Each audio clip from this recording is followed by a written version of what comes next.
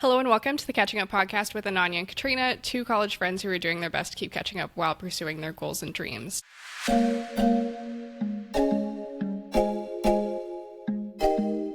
AI has become, I guess, a bit of a sensation the last few years. And so in this episode, we're going to talk about how we use AI in our day-to-day lives. And then in the next episode, we're going to talk about how we use AI at work, at school, things like that. Katrina, do you like AI?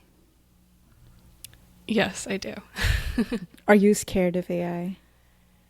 I would say I'm more scared of people using AI right now. I think maybe in the future AI could be dangerous on its own, but I think right now the most dangerous thing about it is how people want to use it. So you think it should be regulated That's a hard question. because of people? Um, Actually, I don't know that like regulating it right now is probably the best way to do it. Like I'm sure there's things like privacy and things like that that we need to regulate. But I think when it comes to like using it and innovating with it, and especially with things like in the military, if Yeah. you regulate it in your country, all the other countries who aren't regulating it are innovating and moving forward and creating new things, and you're just staying behind. And then once they are like ahead of you enough, your country's gonna realize that like you have to innovate to keep up. And so I Yeah. think regulation in the like privacy sense is important, but regulation in like how you're allowed to use it, I think is probably not gonna work out in the long term. Okay. So if in this episode we're talking about just life, purely life, let's keep work out of the equation. Like let's keep innovation out of the equation. Let's keep competition, in sense of profits out of the equation. When we talk about AI, people using it just to like change their background so they can look there on a vacation or just like change their outfits. Do you think that's bad? And I know like recently EU was going through this whole thing, even UK, and they went after Grog, the Tesla. But yeah, or yeah, Yeah, yeah. Elon Musk's. Elon Musk's AI, and because it was like creating very dangerous pornographic images and videos and kind of like not creating like AI, like if AI creates a human, it kind of like draws from what it has in its model, and that is like pictures of other humans, and sometimes it can resemble people very accurately. And so I feel like it can still be dangerous. And so like EU and UK was going after regulation or like banning grog kind of. Um, any thoughts on that?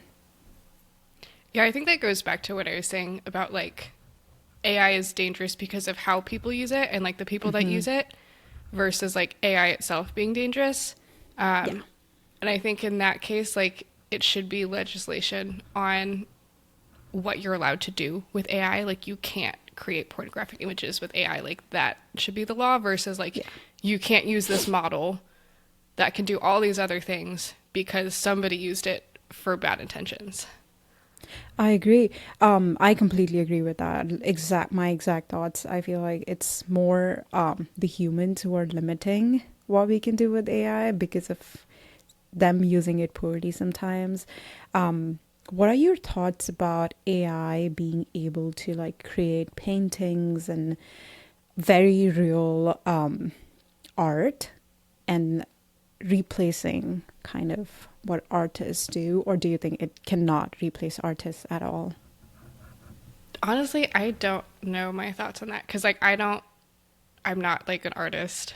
I don't You like are. Okay, stop lying. You are uh, an artist. You like I paint. get okay, why don't we talk about it from like the website development side because that's like kind of the creative like the design part is the Okay. creative side that I'm on. Like I don't paint or do like architecture or like any of that stuff. But Um, you can still have thoughts. The Japanese artist and his whole art style, AI was able to copy it, and he used to take like a long time to create that kind of art, and then AI was doing it in split seconds. Um, do you know what I'm talking about?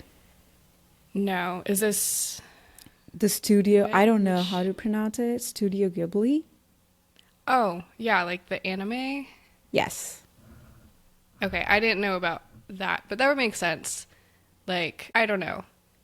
Because I think what people appreciate about art is like the human factor that goes into it. So I don't know Hmm. that AI is ever going to be able to 100% replace things. No, Yeah. maybe you're going to get like dentist office paintings that are Yeah. AI, but like nobody actually bought those because they were like art. You know what I mean? Yeah, I agree. And I feel like print media has been there for a long time.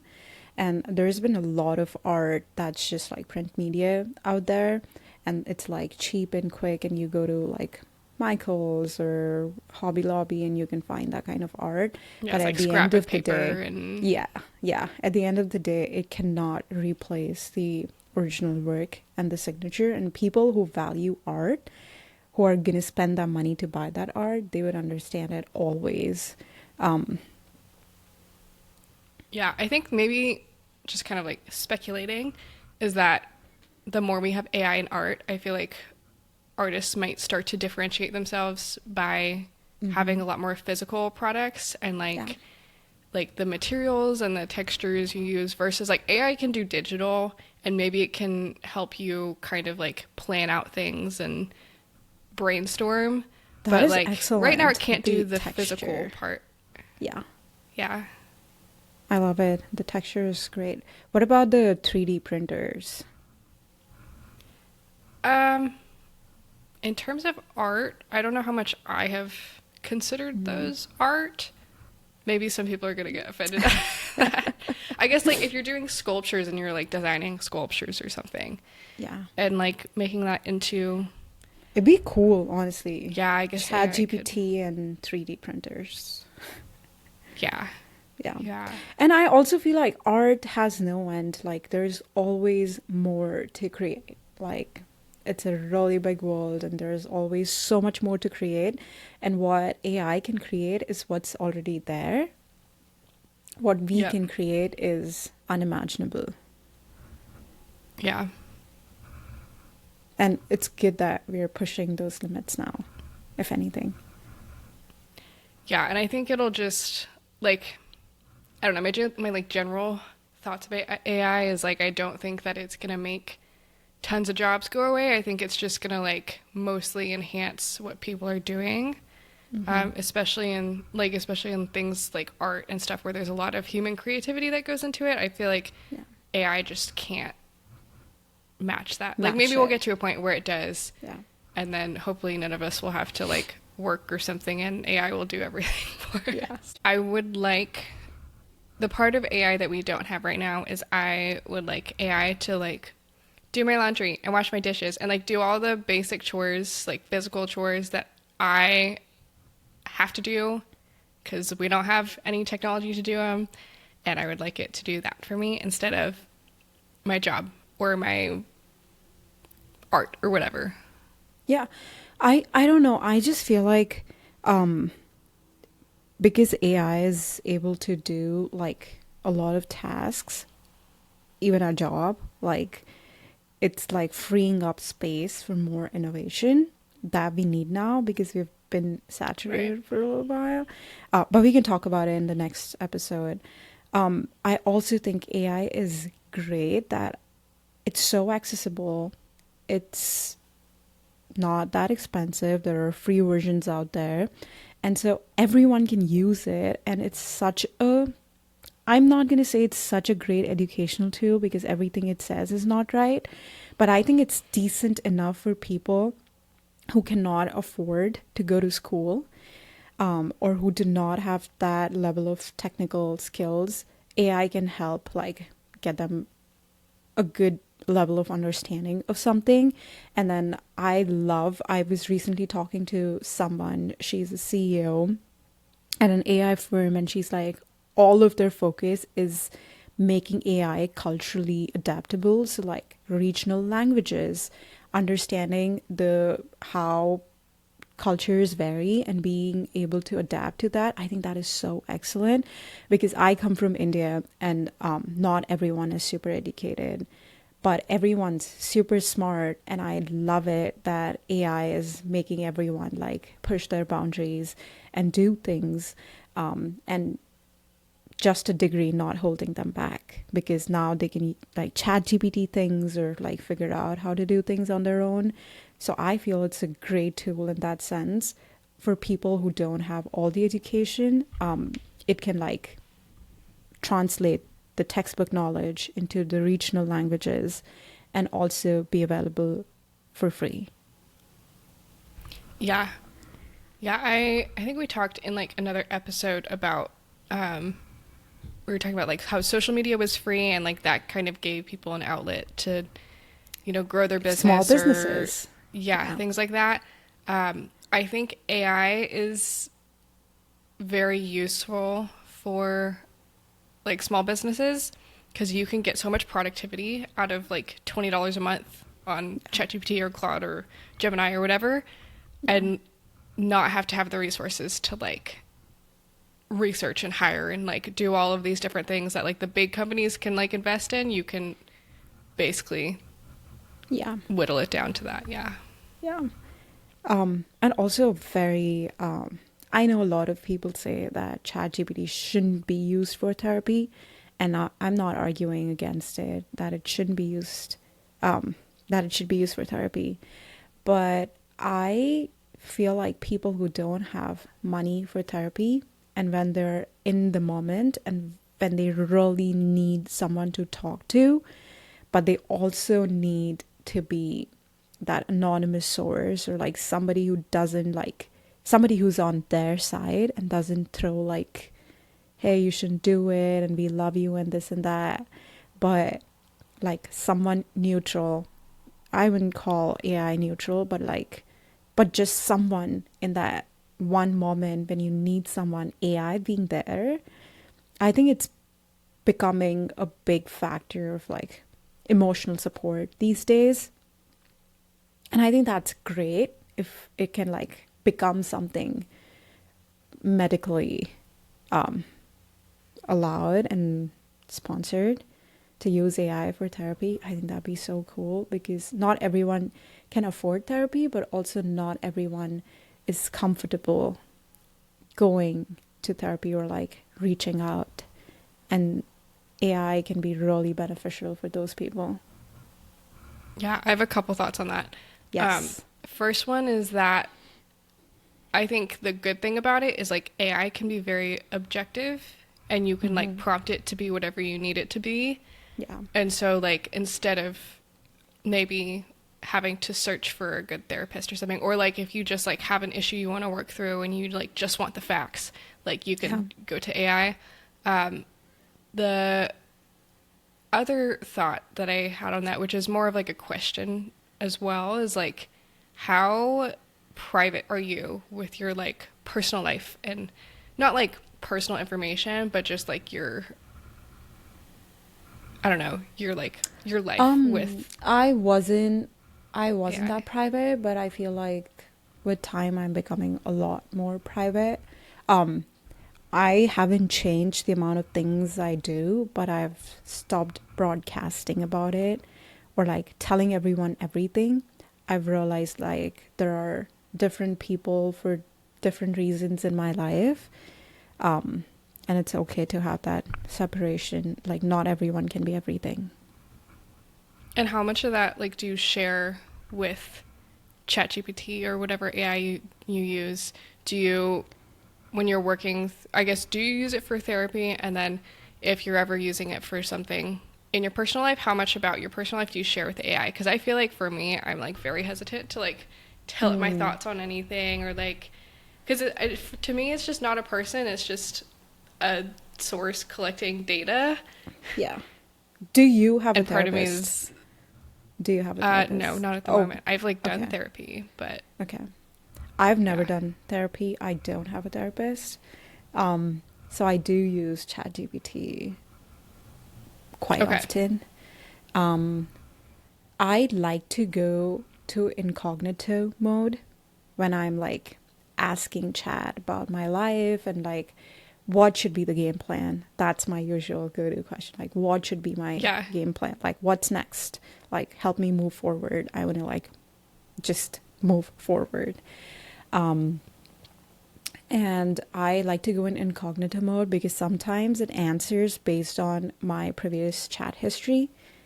And I Right. don't like that. I'm like, you shouldn't be knowing everything about me. Like, give me an answer where you don't know me, and like that's what you would recommend other people too, because then it pulls from my skills and my resume, and the answer is so Yeah, bad and sometimes you don't cringy. want it to be biased. Or you Yes, like ask it one yeah, question in a chat and it's some random question about some random hobby. Like you're talking about crocheting and yeah. then in another chat you're like, "Hey, should I start a business?" And it's like, "Yeah, you like crocheting, so you should start a Exactly, You know what I mean? exactly. And somehow it doesn't sit well with me. I don't like it when the answers come in a form where they know me, because then it takes away that neutral aspect. Like, I'm not talking to you because you see through me. Like, I have people, I can go talk to them. I'm talking to you because I want a neutral perspective. What should anyone in that situation do? My career, whatever I do, I feel like I use it a quite lot as a therapy tool, but I always go in incognito mode. Um, and I never try to get emotional responses from it, but more like, these are three things you can do. I would say I do use it for planning things or Mm-hmm. like I don't really use it for emotional things. Like if I were going through a breakup, I wouldn't talk to Yeah, ChatGPT about my breakup. That's just to me that just feels off. yeah, But I do use it for things like if I'm trying to work on some goal, I'll ask it, "Hey, I have this goal based on what you know about me, based on all these things that I'm going to list out and give you context for. yeah. What do you recommend or what options should I consider?" And I think it's good for finding options that you didn't know were out there because before like the when we got the internet, like the internet gives you access to all this information, but I feel like AI helps you synthesize it and search it Mm-hmm. better Yeah, and maybe come up with things that you didn't think of before yeah, versus just like a Google search. You have to know what you're searching for versus AI can kind of guide you with that. yeah.